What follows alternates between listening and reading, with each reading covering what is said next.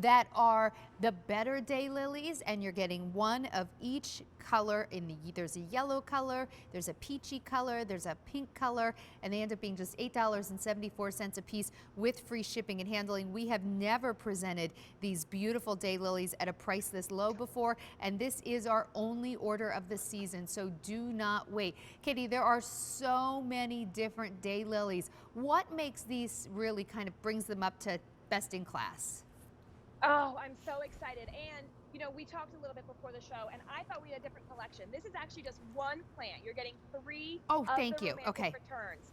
So you're getting all of these beautiful romantic-y pink color with that yellow center. And what the great thing about these, besides that romantic color, is that they are reblooming.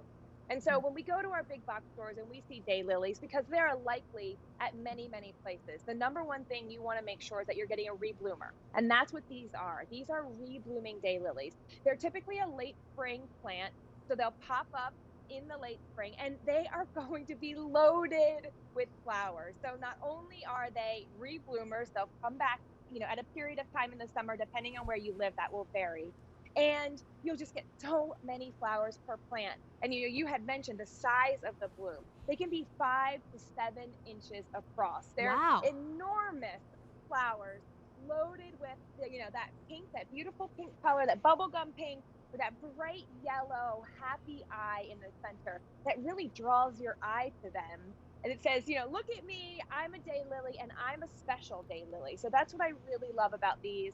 Plus, they couldn't be easier, Sandra. I have a little planting demo here that we can do, but Oh, I good. really want to stress, if you've never gardened, you've never bought a plant on TV, you've never grown a daylily or anything for that matter, this is a great place to start because they're beautiful and they are almost foolproof.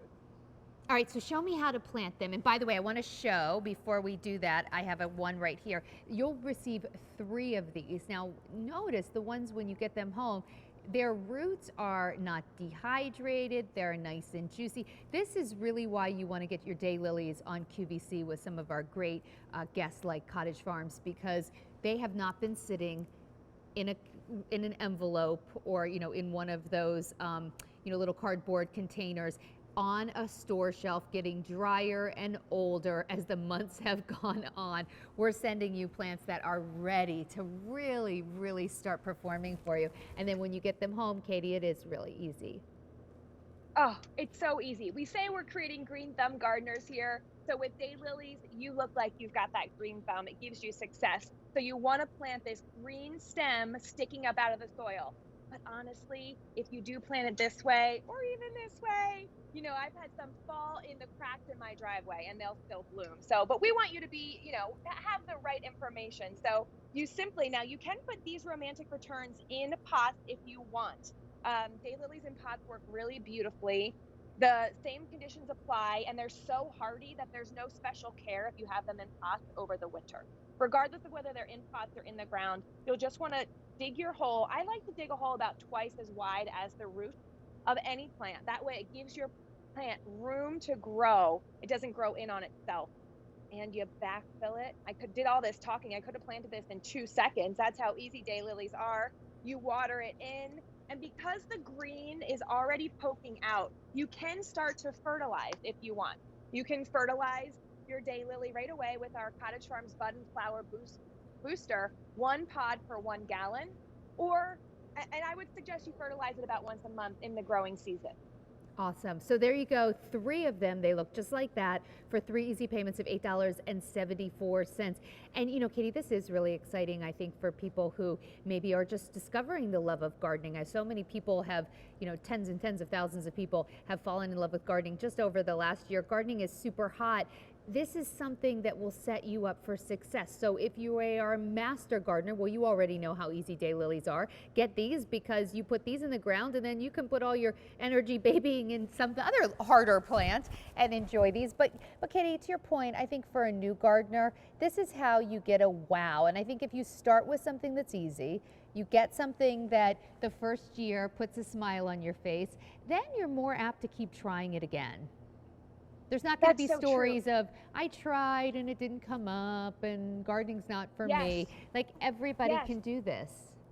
And that's so true. And even master gardeners love daylilies, Of like you course. mentioned. So what I like to do with my daylilies is plant them with my daffodils. I have so many daffodils, but after their beautiful faces bloom, right now they're all in bloom. That foliage Oh, is that's still such a, there, and it's oh my gosh, often right.